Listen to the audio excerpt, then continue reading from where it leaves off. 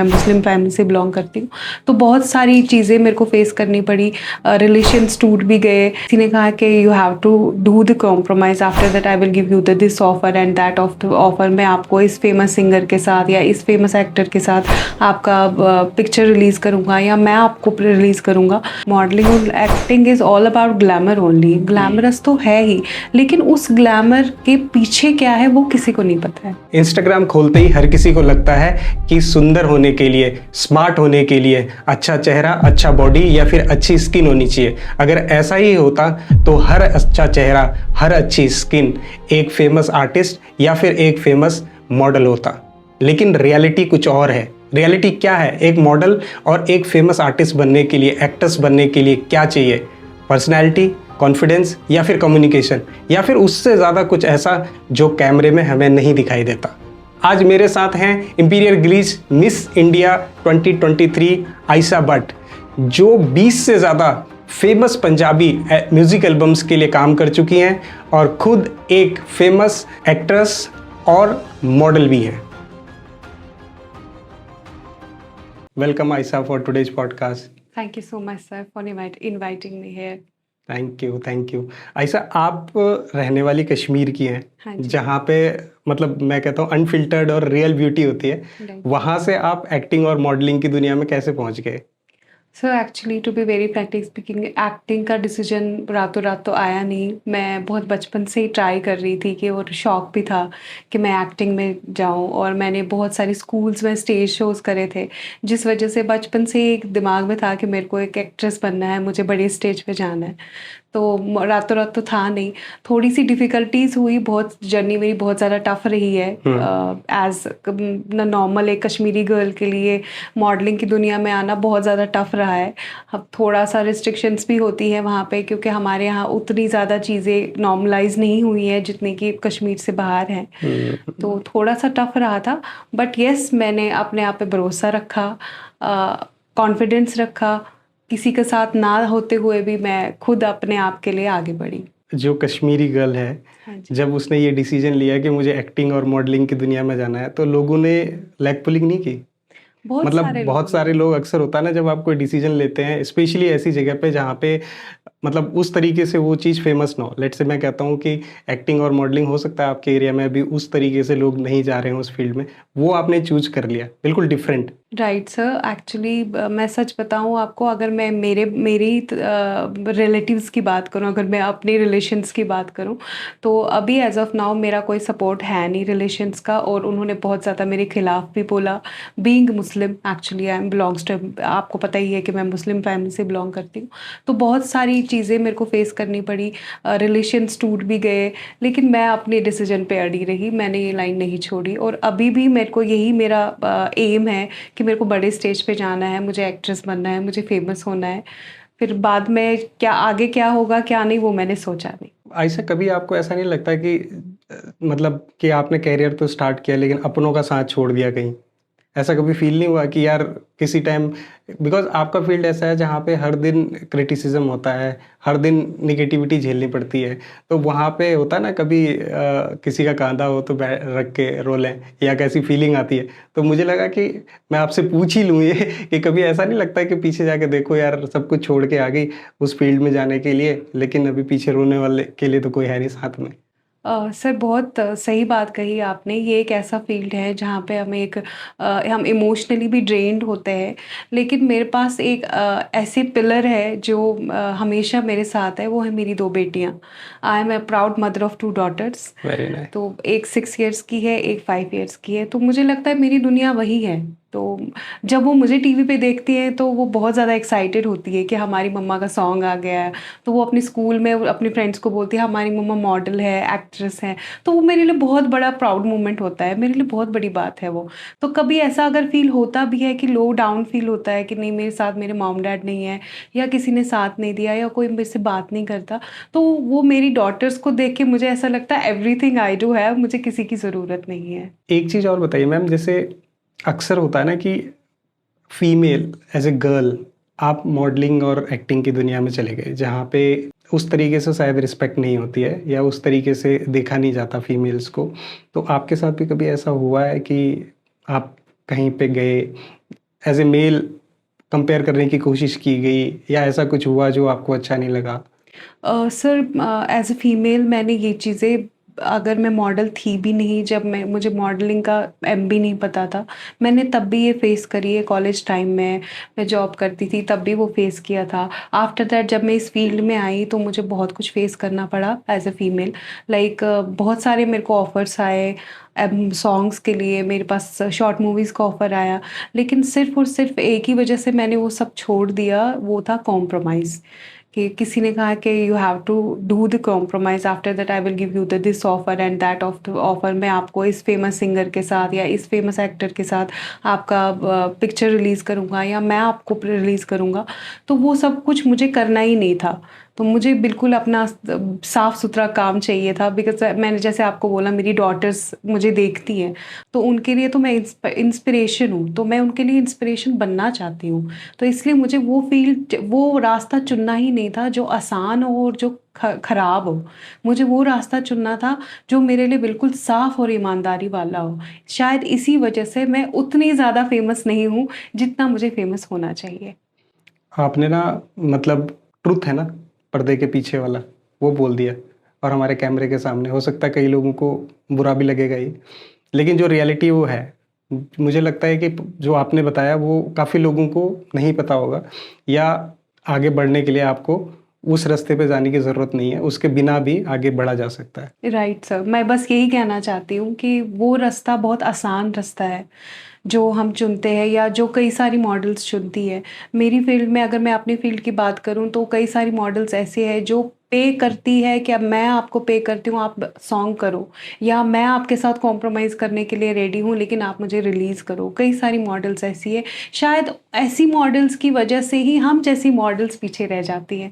हम आगे नहीं बढ़ पाते क्योंकि हमें वो कॉम्प्रोमाइज़ करना ही नहीं होता है। अगर मैं बोलूँ कि जैसे आपने कहा कि हम कॉम्प्रोमाइज़ नहीं करते, हम पे नहीं करते, या हम उस तरीके से उनका अटेंशन गेन नहीं करते, तो हमें रिलीज़ नहीं करते। क्या रियल टैलेंट के लिए जगह नहीं है मॉडलिंग और एक्टिंग की दुनिया में? अगर मैं वैसे पूछूँ? सर, बहुत ही कम ऐसे लोग हैं जिनके गॉडफ़ादर इंडस्ट्री में हैं, उनके लिए तो बहुत सारी जगह है।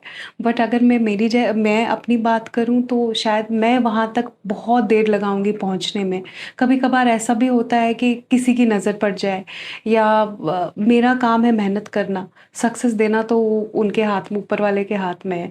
बट बहुत कम ऐसा होता है कि हम जैसी लोग या जो छोटे शहर से आई हुई लड़कियाँ हैं, वो बहुत जल्दी फेमस नहीं हो पाती हैं due to X and Y reasons, right? Like उनको कॉम्प्रोमाइज़ नहीं करना होता है, वो उनकी एक्सपेक्टेशन से फुलफिल नहीं कर पाती, जिस वजह से वो पीछे रह लेती है। अगर मैं रियल टैलेंट की बात करूं तो रियल टैलेंट है इंडस्ट्री में, जगह भी है इंडस्ट्री में, लेकिन उसके लिए बहुत कुछ फेस करना पड़ता है, बहुत कुछ, कि वो उसको वो मकाम या वो इंसाफ उस टैलेंट के साथ हो, उसके लिए बहुत कुछ फेस करना पड़ता है, जो मैंने फेस किया और जो मैं फेस कर भी रही हूँ। तो जैसे मैंने बोला कई लोग सक्सेस नहीं हुए, उन्होंने दूसरा रास्ता चूज़ कर लिया, कॉम्प्रोमाइज़ का रास्ता चूज़ कर लिया, या उनकी टर्म्स एंड कंडीशन एक्सेप्ट कर ली। तो क्या उनका करियर बन गया? ये गारंटी होती है? नहीं सर, नहीं होती गारंटी। उसकी गारंटी नहीं होती कि उनका करियर बन जाएगा। बट कभी-कभार ऐसा भी होता है कि कुछ कॉम्प्रोमाइज़ेज़ लोग कर लेते हैं। कुछ कॉम्प्रोमाइज़ेज़ करने के बाद वो एक ऐसे मुकाम पे पहुँच जाते हैं जहाँ पे उनको फ़ेम मिल जाता है। जितनी जल्दी वो उस फ़ेम तक पहुँच जाते हैं, उतनी जल्दी वो वहाँ से गिर भी जाते हैं। तो कुछ वो फ़ेमसपन या वो फ़ेम जो होता है वो बस थोड़े दिन के लिए होता है या कुछ टाइम के लिए होता है, क्योंकि वो दूसरा रास्ता होता है, ईमानदारी वाला रास्ता नहीं होता। आप ना एक ऐसे कम्युनिटी से आते हैं शायद, जहाँ ओपनली बात करना या ओपनली इस चीज़ को डिस्क्लोज़ करना भी में भी रिस्ट्रिक्शंस हो सकती हैं, और आपने बड़ी ओपनली ये चीज़ बोल दी। मुझे लगता है कि किसी को चाहे बुरा लगे, लेकिन कई लोगों को एक रास्ता दिखाई देगा, क्योंकि जो छोटे शहरों में लोग बैठे हैं, वो बड़ी एक्सपेक्टेशन लगा के बैठे होते हैं कि उनको रियलिटी नहीं पता होती। शायद आज आपके इस मतलब जवाब से उन लोगों को रियलिटी पता चलेगी कि रियलिटी है क्या। बिकॉज़ मुझे ये चीज़ भी आपसे पूछना है कि जैसे हम देखते हैं अक्सर सोशल मीडिया पे मॉडलिंग और एक्टिंग की जो दुनिया है ना, जो जगह है, वो बड़ी ग्लैमरस है। वो रियल में है ऐसा? बिल्कुल सर, ग्लैमर तो है ही। मॉडलिंग और acting is all about glamour only. Glamorous तो है ही, लेकिन उस ग्लैमर के पीछे क्या है वो किसी को नहीं पता है। उस ग्लैमर के पीछे बहुत कुछ छुपा हुआ है। मैंने बहुत कुछ देखा जब मैं इस इंडस्ट्री में आई, तो पहले-पहले मुझे भी ऐसा लगता था टीवी पे आ जाऊँगी, स्टेज पे चढ़ जाऊँगी, बड़ा स्टेज होगा, रैंप वॉक करूँगी। But there are lot many things जो स्टेज के पीछे होती हैं, कि कई सारी मैंने मैंने जैसे आपको पता है कि मैं ब्यूटी पेजेंट्स में एज़ अ जूरी रह चुकी हूँ। हुँ। तो कई सारी ब्यूटी पेजेंट्स किए हैं मैंने, जो कि पेड ब्यूटी पेजेंट्स होते हैं। लाइक पेड मीन्स कि वो कॉम्प्रोमाइज़्ड होते हैं, कि ओह! जो कंटेस्टेंट से पैसा लिया जाता है कि हम आपको टैग देंगे, हम आपको क्राउन देंगे, या हम आपको मिसेस इंडिया या मिसेस एशिया, जो भी उनका टैग होता है वो दे देंगे। उसके लिए वो उसको चार्ज करते हैं, चाहे वो बंदी डिज़र्विंग हो या नहीं हो, उनसे उनको कोई फ़र्क नहीं पड़ता। तो वो उनसे पैसे लेके या कुछ कॉम्प्रोमाइज़ेज़ करके वो टैग दे देते हैं। तो ये स्टेज के पीछे वाला जो मैं आपको बता रही हूँ, वो स्टेज के पीछे वाला काम है। लेकिन जो स्टेज पे एक्चुअल, अगर हम लोग, कई सारे ब्यूटी पेजेंट्स होते हैं जो अच्छे ब्यूटी पेजेंट्स होते हैं, जिनमें कॉम्प्रोमाइज़िंग वाला चीज़ या फाइनेंसेस वाला चीज़ नहीं चलता, उनमें टैलेंट देखा जाता है। उनमें देखा जाता है कि जो ब्यूटीफुल फेसेस होती है, खाली वहाँ पे ब्यूटीफुल फेसेस काम नहीं आती, वहाँ पे कॉन्फिडेंस भी देखा जाता है, वहाँ पे उनका कम्युनिकेशन स्किल्स भी देखे जाते हैं, वहाँ पे उनका कॉन्फिडेंस के साथ-साथ उनकी पर्सनैलिटी को वो कॉन्फिडेंस कॉम्प्लीमेंट करता है या नहीं करता। वो कम्युनिकेशन स्किल्स उनकी पर्सनैलिटी को कॉम्प्लीमेंट करता है या नहीं करता।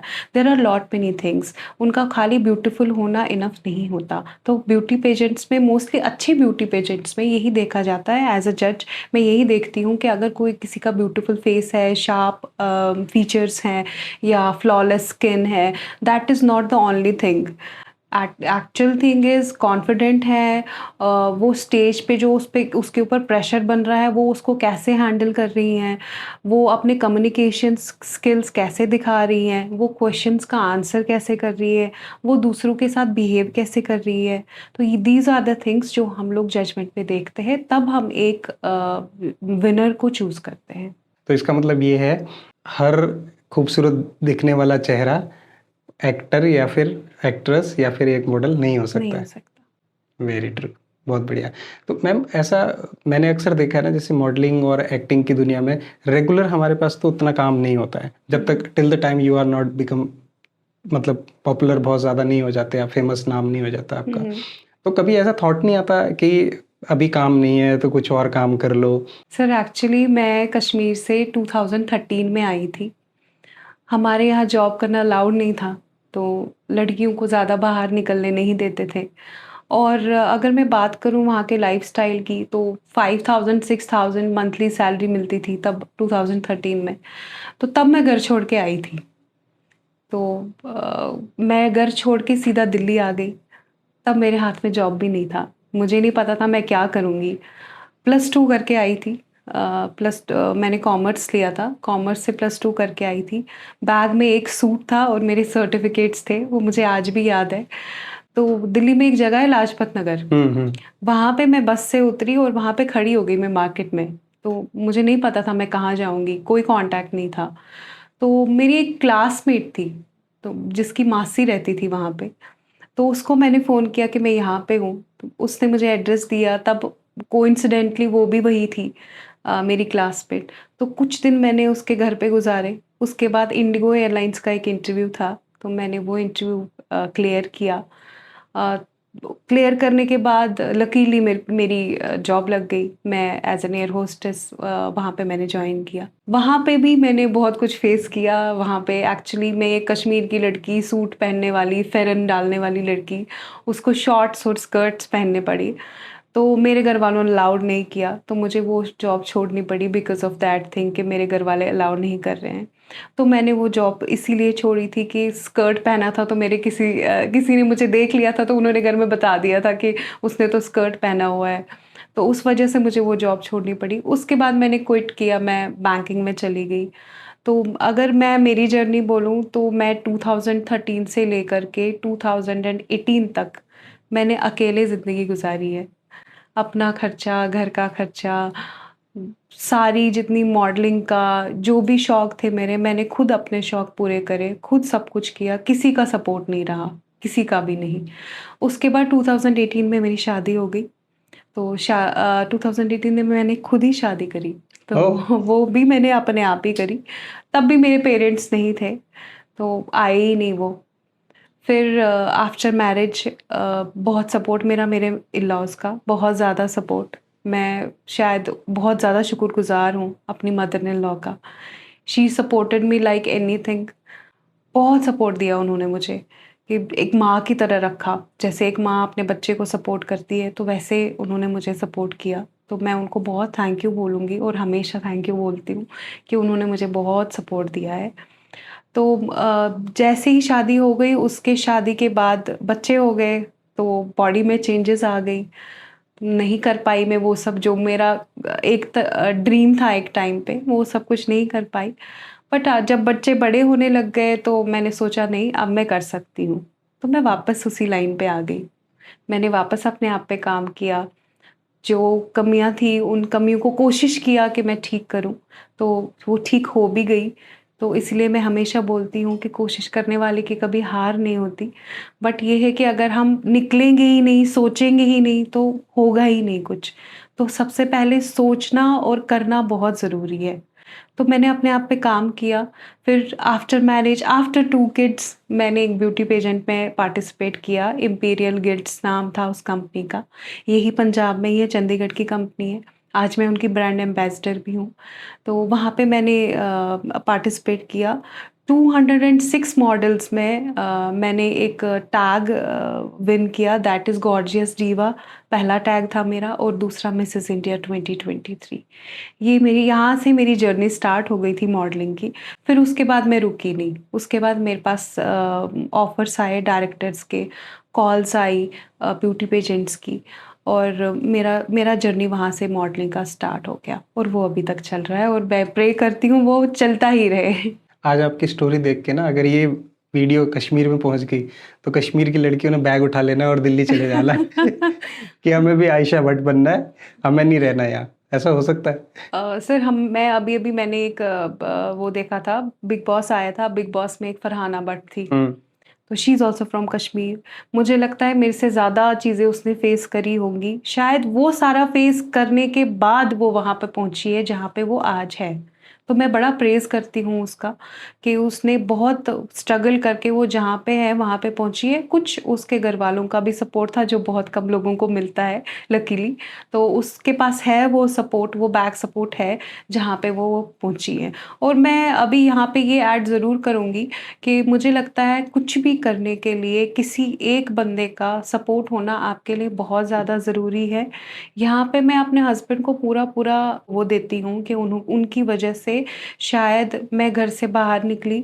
उन्होंने मुझे बहुत ज़्यादा इंस्पायर किया कि नहीं, कुछ करना बहुत ज़रूरी है। तो उनकी वजह से ही शायद मैं मॉडलिंग में आ गई, और अगर वो मुझे सपोर्ट नहीं करते मैं मॉडलिंग का कभी सोच नहीं सकती थी। तो बिकॉज़ ऑफ़ वो रोकना-टोकना नहीं, वो वीडियो सॉन्ग्स आपको पता ही है, तो वो रियल और रील में फ़र्क समझना बहुत बड़ी बात है। तो उन्होंने वो फ़र्क समझा और मेरा सपोर्ट किया मॉडलिंग में, और आज भी वो सपोर्ट करते हैं। अब जैसे टाइम चेंज हो रहा है, टेक्नोलॉजी चेंज हो रही है, पेरेंट्स भी एजुकेटेड हो रहे हैं, वो भी रियलिटी देख रहे हैं कि हाँ भई, हमें भी लड़कियों को आगे निकालना चाहिए। तो आपको नहीं लगता है कि अब जैसे कश्मीर जैसी जगह में इन चीज़ों का इम्पैक्ट आ रहा है, जो आज से 10 साल पहले, 15 साल पहले था, जब आप निकले थे उस टाइम जो सिचुएशन थी और जो आज की रियल सिचुएशंस हैं, उसमें चेंजेस आए कुछ? बहुत सारी चेंजेस आई है। अब लड़कियां बाहर निकलने लगी है। अब आज मैं जाती हूँ वहाँ पे, मैं देखती हूँ लड़कियां स्कूटी चला रही है, तो मेरे लिए बहुत बड़ी बात होती है वो, कि चलो लड़कियां स्कूटी तो एटलीस्ट चला रही है, बाहर तो निकल रही है। अदरवाइज हमारे टाइम पे तो ऐसा था ही नहीं। मैं आपको अगर 2011-12 की बात करूँ, 11-12 में तो अगर लड़की कार चला रही होती तो हमारे लिए बहुत था, हाँ लड़की कार चला रही है। तो इट वॉज लाइक दैट। तो मैं अब मेरे लिए सोचना कि मैं कश्मीर से बाहर जाऊँ, पहले तो यही बहुत बड़ा स्टेप था मेरे लिए कि मैं कश्मीर से बाहर जाऊँगी। फिर बाहर जाके सेटल होना तो मेरे लिए बहुत ही ज़्यादा टफ रहा है, बहुत ही ज़्यादा टफ। मैंने बोला ना कि अपने सारे छूट गए हैं मेरे। मेरा अगर अगर मैं देखूँ तो मेरा कोई रहा नहीं है कश्मीर में अभी। तो हाँ, बात होती है, मेरे जैसे मेरे रिलेटिव्स रिलेशंस हैं उनसे बात होती है, लेकिन अगर मैं मॉम डैड की बात करूँ तो उन्होंने साथ छोड़ ही दिया। तभी छोड़ा था, अभी तक छोड़ ही दिया है। आपकी 2 बेटियाँ हैं छोटी-छोटी हाँ सी। जी। कभी ऐसा नहीं लगता कि बहुत कुछ हो गया, अब छोड़ो, अब बच्चों के साथ एंजॉय करते हैं, टाइम वहाँ लगाते हैं, उनका करियर सेटअप करते हैं। खुद का करियर तो यहाँ तक पहुँच गया। आता है कभी थॉट? सर मैं अपना करियर के साथ-साथ उनका करियर भी सेट कर रही हूँ, लेकिन उनका करियर सेट करूँगी और अपना नहीं करूँगी, वो मेरे साथ नाइंसाफ़ी होगी क्योंकि मैंने इस करियर के लिए स्ट्रगल बहुत किया, अभी भी कर रही हूँ। मुझे मेरा करियर सेट करना है और उसके साथ-साथ अपने बच्चों का करियर भी सेट करना है क्योंकि मुझे ऐसा लगता है मेरे बच्चे जब मुझे टीवी पे देखते हैं, यूट्यूब पे देखते हैं, तो उनकी खुशी बहुत अलग लेवल की होती है। मतलब उनको ऐसा लगता है, उनको एक प्राउड सा होता है कि हमारी मम्मा टीवी पे है। तो मुझे अपने लिए कम और उनके लिए ऐसा लगता है कि नहीं अब उनके लिए और ज़्यादा करना है। वो लोग मुझे इस चीज़ का इंस्पायर करते हैं इस चीज़ के लिए कि मैं और ज़्यादा अच्छा करूँ और ज़्यादा मैं फ़ेमस हो जाऊँ। कभी डिमांड आती है बच्चों से, मम्मा अगली बार ऐसे करना? हाँ, अभी डिमांड आई थी मेरी actually daughter she is just look like me तो वो बिल्कुल मेरी जैसी है, तो मुझे बोलती है कि मम्मा आप जब नेक्स्ट सॉन्ग करोगे ना, तो नेक्स्ट सॉन्ग में ना आपका बचपन आप मुझे दे देना। Very nice. आप बचपन वाला रोल मुझे दे देना और फिर आप बड़े हो जाना। ऐसा आपने ना 20 से ज़्यादा म्यूज़िक एल्बम्स के लिए काम किया है। तो मुझे एक यहाँ पे क्वेश्चन आया मेरे माइंड में कि क्या क्राइटेरिया होता है कि म्यूज़िक कंपनी किसी को सेलेक्ट करती है? और क्योंकि जैसे आपने बताया लंबी लाइन होती है लोगों की वहाँ पे ना परफ़ॉर्म करने वालों की, और आज की डेट में मैं मानता हूँ एवरीवन परफ़ॉर्म्स वेल। हुँ, हुँ। कोई भी ऐसा नहीं है कि जो अ, अच्छा परफ़ॉर्म नहीं करता है। बट बावजूद इसके क्या ऐसा क्राइटेरिया होता है कि एक म्यूज़िक कंपनी किसी को सेलेक्ट करती है अपने एल्बम के लिए? सर फर्स्ट ऑफ ऑल तो आपका पहला ही लुक्स देखी जाती है कि आपकी लुक्स क्या है, आपकी हाइट क्या है, आपका बॉडी वेट क्या है, उसके बाद आप पर्सनैलिटी क्या है, हुँ। आप कैसे रिएक्ट करते हो, आपकी रिएक्शंस क्या है, आपके एक्सप्रेशंस क्या है, उसके बाद ही सिलेक्शन होता है। जो रोल वो आपको देते हैं सबसे पहले वो यही देखते हैं क्या एक्टर वर्सेटाइल है, क्या ये सैड सॉन्ग और पॉप सॉन्ग दोनों कर सकता है? तो वो वर्सेटाइलिटी देख के ही सिलेक्शन होता है। उनके कम्युनिकेशंस देख के, उनके सबसे मेनली लुक्स एंड एक्सप्रेशंस देख के, वो लुक और वो एक्सप्रेशन आ रही है, जो रोल हम उनको दे रहे हैं, वो रोल में वो फिट आ रहे हैं कि नहीं आ रहे हैं, वो सब कुछ देख के सिलेक्ट होता है। हुँ। आज ना लोग इंस्टाग्राम यूज़ करते हैं, इंस्टाग्राम के फ़िल्टर यूज़ करते हैं, एआई यूज़ करते हैं और वहाँ पे अपनी पिक्स डालते हैं, वीडियोज़ डालते हैं जो फ़िल्टर्ड होती हैं। एक वो ब्यूटी है और एक रियल ब्यूटी है। तो आपको लगता है कि इंस्टाग्राम ब्यूटी और रियल ब्यूटी का कोई कनेक्शन जो आपको रियल मॉडलिंग में काम आता है? राइट एब्सोल्युटली है सर हमें ना आदत हो गई है अनरियलिस्टिक चीज़ें देखने की एक्चुअली हम अनरियलिस्टिक चीज़ें देखते हैं क्योंकि जैसे इंस्टाग्राम है या मैं और भी एआई की चैट जीपीटी है वो हमें वो चीज़ें करके दिखाता है जो हमने कभी सोची भी नहीं होती है एक नॉर्मल फ़ोटो को भी वो एक ऐसी फ़ोटो बना के देता है कि जो हमें बिल्कुल सोच से परे होती है तो हमें वो आदत हो गई है देखने की लेकिन अगर मैं रियल ब्यूटी की और एआई ब्यूटी की बात करूँ रियल ब्यूटी में ये है कि रियल मॉडल अपने एक्सप्रेशंस अपने इमोशंस एक्सप्रेस कर सकती है लेकिन अगर आप एआई ब्यूटी की बात करोगे तो वो आपको अपने इमोशंस एक्सप्रेस नहीं कर सकती वो आपको अपनी पर्सनैलिटी को एक्सप्रेस नहीं कर पाती है अगर मैं रियल मॉडल्स की बात करूँ वो आपको अपनी पर्सनैलिटी को एक्सप्रेस करके दिखा सकती है लेकिन एआई वाला मुझे लगता है कि अगर हम मॉडल्स को एआई को एज अ टूल यूज़ करना चाहिए, उससे और चीज़ें सीखनी चाहिए, ना कि हमें एआई को ट्रांसफ़र करना चाहिए अपनी पिक्चर्स को या किसी भी चीज़ को हम एआई से अमेंडमेंट करें। अमेंडमेंट की जगह हमें इसको एज़ अ टूल यूज़ करना चाहिए, उससे कुछ सीखना चाहिए, वो ज़्यादा बेटर है। और अगर मैं एआई और मॉडल्स की बात करूँ, रियल मॉडल्स की बात करूँ, एआई जो है वो ब्रांड्स के काम आ सकता है, जैसे क्लॉथिंग ब्रांड्स है, ज्वेलरी ब्रांड्स है, इन ब्रांड्स के लिए वो यूज़ आराम से हो सकता है। लेकिन अगर मैं प्रॉपर वीडियो सॉन्ग्स की बात करूँ या प्रॉपर पिक्चर्स की बात करूँ, वहाँ पे एआई कहाँ काम आएगा? तो वहाँ पे तो आपको रियल मॉडल ही चाहिए होगी। ऐसा मैम आपकी जो फ़ील्ड है ना, जो एक्टिंग और मॉडलिंग की फ़ील्ड है, उसमें ना रिजेक्शन बहुत ज़्यादा आती है। हाँ। अगर आप किसी भी कॉम्पिटिशन में जाते हो, कहीं पे भी जाते हो पार्टिसिपेट करने, इवन आप किसी एल्बम के लिए जाते हो, तो वहाँ पे भी रिजेक्शन आती हैं। तो अक्सर मैंने देखा है लोग रिजेक्शन को ना बिल्कुल दिल पे ले लेते हैं और टूट जाते हैं। तो कभी ऐसा आपके साथ नहीं हुआ?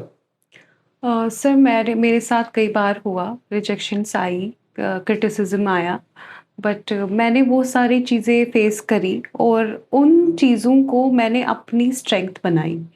जैसे अगर कहीं पे मुझे मेरा रिजेक्शन हुआ, मैंने वो वजह जानने की कोशिश करी कि रिजेक्शन किस वजह से हुआ?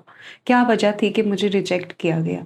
उस चीज़ को मैंने ठीक किया, ठीक करने की कोशिश करी, उस रिजेक्शन की वजह को, और उसको मैंने अपना स्ट्रेंथ बनाया कि नहीं, मेरे को आगे ये फिर से वो गलती नहीं करनी है, जो गलती मेरे साथ हुई है या जो गलती मेरे से हुई है जिस वजह से रिजेक्शन हुआ। तो रिजेक्शन और क्रिटिसिज़्म तो हर फ़ील्ड में है, खाली हमारी फ़ील्ड में नहीं है, मुझे लगता है हर फ़ील्ड में है। अगर आप बैंक्स की बात करो या अगर आप टीचिंग की बात करो, आप किसी भी फ़ील्ड में जाओगे तो रिजेक्शन तो आता ही आता है। हमें उस रिजेक्शन को अपनी स्ट्रेंथ बना के आगे बढ़ना चाहिए। तो उस रिजेक्शन को हमें इतना अपने दिल में नहीं रखना चाहिए, उसको अपनी स्ट्रेंथ बना के हमें और अच्छा करके और आगे बढ़ना चाहिए। मुझे लगता है कि काफ़ी जो फीमेल्स हैं या जो गर्ल्स हैं, वो नहीं कर पाती है। इसीलिए मुझे लगता है कि वो बैक स्टेप ले लेती हैं। अ, बिल्कुल सही बात है। कई सारी फीमेल्स या अगर मैं मेल्स की भी बात करूँ तो नहीं कर पाते हैं। रिजेक्शंस रिजेक्शंस को एक्सेप्ट करना ही बहुत बड़ी बात है, बट मुझे लगता है जिसने रिजेक्शंस को एक्सेप्ट किया वही लाइफ में आगे बढ़ता है, क्योंकि उन रिजेक्शन से हम बहुत कुछ सीखते हैं। मेरी लाइफ में भी एक पॉइंट ऐसा आया था जब मेरा रिजेक्शन हुआ था, तो एक ऐसा आया कि नहीं, मुझे क्विट करना है, मुझे नहीं करना है। तो वो एक चीज़ आना बहुत ज़रूरी है, क्योंकि अगर वो नहीं आएगा ना, आपको आगे बढ़ने की चाहत ही नहीं आएगी। तो जब मेरी लाइफ में वो पॉइंट आया कि नहीं, मुझे आगे नहीं जाना, मुझे रिजेक्शन हुआ ड्यू टू माय प्रेज़ेंस, या ये मान लो कि मुझे पंजाबी नहीं आती, मैं कश्मीर से हूँ तो मुझे कश्मीरी, उर्दू, मुझे हिंदी भी नहीं आती, मैं आपको सच बताऊँ तो। I can't read, I can't right Hindi, मैं नहीं पढ़ पाती हूँ। बट हाँ, मैं उर्दू बोल लेती हूँ, उर्दू और हिंदी सिमिलर लगती है, तो कई सारी रिजेक्शंस तो मेरे को इस वजह से भी आए कि मैं पंजाबी बोल नहीं पाती हूँ। बट मैं ट्राई करती हूँ अब पंजाबी बोलने की भी, अब थोड़ी-थोड़ी आने भी लग गई है पंजाबी, समझती तो मैं थी ही पंजाबी, बट अब थोड़ी-थोड़ी बोलने आ गई है। तो रिजेक्शंस को अपनी स्ट्रेंथ बना के आगे बढ़ना चाहिए, मैं इतना ही बोलूँगी।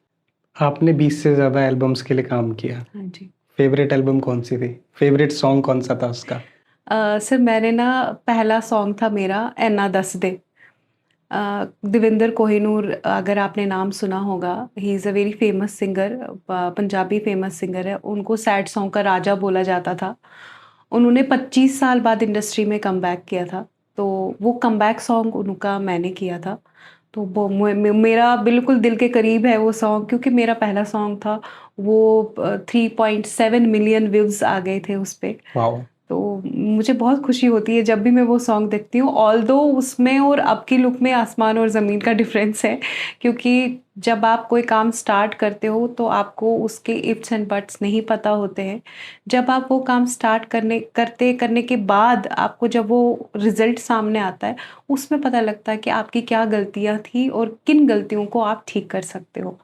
तो मैंने अपने लुक्स पे काम किया, मैंने अपनी बॉडी पे काम किया, अपने कम्युनिकेशन स्किल्स पे काम किया। तो अभी भी काम कर रही हूँ, शायद लाइफ में मुझे लगता है जब तक ज़िंदा है तब तक हमें सीखना चाहिए, और किसी न किसी से मैं ये बोलूँगी, मेरे पास मेरे फ्रेंड्स का बहुत ज़्यादा सपोर्ट है। मैं एक नाम लूँगी तो बहुत ज़रूरी है उनका नाम लेना। राजन बाली नाम है उनका, एक सूफ़ी सिंगर है वो। बाली ब्रदर्स के नाम से राजन बाली एंड बलजिंदर सिंह जी नाम है उनका। तो उन्होंने मुझे बहुत सपोर्ट किया, उन्होंने मुझे काम भी दिया, एक साफ-सुथरा काम दिया। तो उनके कई सारे सॉन्ग्स आए हुए हैं, कुछ फ़ेमस सॉन्ग्स भी हैं उनके, तो कुछ उनके अच्छे-अच्छे शोज़ भी आते हैं। तो उन्होंने मुझे बहुत सपोर्ट किया और वो मुझे अभी भी सपोर्ट करते हैं। हमारा गाना भी आने वाला है, वेरी शायद नाइस। कुछ दिनों में वो रिलीज़ होने वाला है। गाने का नाम मासूमियत है। तो मासूमियत। मासूमियत, मैं जी। अपनी ऑडियंस से भी रिक्वेस्ट करूँगा, मैं लिंक जो है ना डिस्क्रिप्शन में ज़रूर डालूँगा श्योर और सर। हो सकता है आपसे एक दोबारा मुलाकात करूँ उस गाने को लेके। श्योर सर, डेफ़िनेटली हम फिर मिलेंगे। तो आप सुनिएगा वो गाना, लिखा भी बाली सर ने ही है वो। तो आप सुनना सुनना उनके सॉन्ग ज़रूर सुनना आप, क उनकी आवाज़ में एक अलग-सा सुकून है। तो मैं हर किसी को रिकमेंड करती हूँ कि उनके गाने ज़रूर सुनना, क्योंकि एक राइटर और एक सिंगर, एक ही बंदा हो तो वो गाने में जान डाल देता है, क्योंकि उनको खुद पता होता है मैंने लिखा क्या है। तो मैंने कोशिश करी है उनके गाने के साथ इंसाफ़ करने की, तो बाकी रिलीज़ होगा तो आप खुद देख लीजिएगा। Very nice. Kashmiri girl Punjabi सीख रही है, तो सीखते सीखते कोई गाना याद आ गया, या कोई गाना ऐसा जो पंजाबी आपको कश्मीरी गर्ल को गुनगुना पाती हूँ? पंजाबी गाना? हाँ, बिल्कुल। कौन सा? अ, उस पिक्चर का नाम तो शायद बाजरे दा सिट्टा है। तानिया गाती है सॉन्ग, वो है सुर में दानी वरगाए मेरा माही वे होर मैनू की चाहिदा। मुझे बहुत अच्छा लगता है ये सॉन्ग। वेरी नाइस, तो वेरी नाइस। पंजाबी सीखते सीखते गानों में इंटरेस्ट बहुत पहले से था, तो थोड़ा मोड़ा मैं भी गा लेती हूँ। कभी आयशा को ऐसा नहीं लगा, जो उसकी फ्रेंड्स थी, स्कूल जाते थे साथ में, कभी उन लोगों की याद नहीं आती, कभी उनका कॉल नहीं आता, या आपने कभी ट्राई नहीं किया उन लोगों को? सर वो मेरे साथ अभी भी है। मेरी फ्रेंड्स जो मेरी स्कूल टाइम की फ्रेंड थी, वो आज भी कनेक्टेड है। वो आज भी मेरे पास में है। हमारी बात होती है, मिलते नहीं है, हम मिलते बहुत कम है क्योंकि उनका यहाँ आना नहीं होता, मेरा वहाँ जाना नहीं होता। बहुत कम मिलते हैं, 2 साल 3 साल में एक बार मिलते हैं, कभी मिले तो। लेकिन फ़ोन पे हम लोग कनेक्टेड है। मेरी 2 फ्रेंड्स है, वो दोनों मेरे साथ फ़ोन पे कनेक्टेड है। तो उन 2 फ्रेंड्स के लिए कोई कश्मीरी गाना, कश्मीरी सॉन्ग, ताकि वो भी आज जान जाए, हाँ आयशा गई है पॉडकास्ट में गिरीश के, तो हमारी याद ज़रूर आई है उसको। सर कश्मीरी सॉन्ग्स तो पहले मैं बहुत गाती थी जब कश्मीर में थी, तो वहाँ के फ़ोक सॉन्ग्स मुझे बहुत पसंद थे, तो बहुत गाती थी मैं। तो हम लोग जब छोटे थे, फ्रेंड सर्कल में भी, या हम भाई-बहन भी थे, तो किसी की शादी होती थी तो फ़ोक सॉन्ग में ये बोला जाता था कि आयशा गाएगी, तो मुझे बहुत पसंद था गाना। लेकिन अब वो बोल सकते हैं आप कि मैं अपनी मदर टंग भूली नहीं हूँ, बट यहाँ आ गई हूँ तो थोड़ा-सा उससे हट गई हूँ, अपनी मदर टंग से। तो बाकी कश्मीरी गाना बिल्कुल मैं ज़रूर सुनाऊँगी। सुलहमा रोशे रोशे वलोम्यान पोशे मदनो सुलहमा। Very nice, very nice. Meaning तो मुझे समझ में नहीं आया, लेकिन आपकी वॉइस बहुत प्यारी है। Thank you sir. मैम, आप मुस्लिम फैमिली से हैं, हस्बैंड आपके हिंदू फैमिली से हैं, बेटियों का नाम आपने कैसे रखा हुआ है? सर बड़ा इंटरेस्टिंग क्वेश्चन है ये। हमारी डॉटर्स का नाम एक्चुअली ना वो हिंदू नेम है ना वो मुस्लिम नेम है। मेरी डॉटर का नाम है दुआ। जो बड़ी डॉटर है मेरी, उसका नाम दुआ है। जो छोटी डॉटर है उसका नाम सना है। तो जो दुआ था वो इसलिए हमने दुआ रखा, तो पहला बच्चा था, बड़ी मिन्नतों से था वो। तो बहुत ज़्यादा स्ट्रगल किया मैंने उसको पाने के लिए, तो दुआएँ करती थी मैं, तो इसलिए उसका नाम दुआ पड़ा। और जो सना है, सना एक अनप्लान्ड चाइल्ड था। तो वो सना का मतलब होता है सुबह की पहली नमाज की पहली दुआ। वाओ! तो उसका नाम सना है, इसीलिए रखा है।